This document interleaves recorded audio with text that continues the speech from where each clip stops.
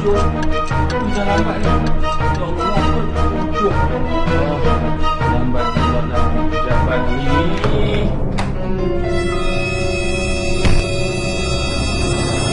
Apa hal pula orang tua ni?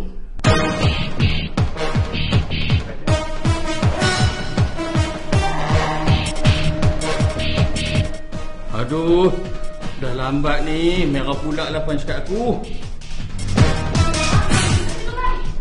Nak ke mana pula tu? Kemana lagi? Ke pejabat lah. Ke pejabat apa pula? Awak tu dah pencet.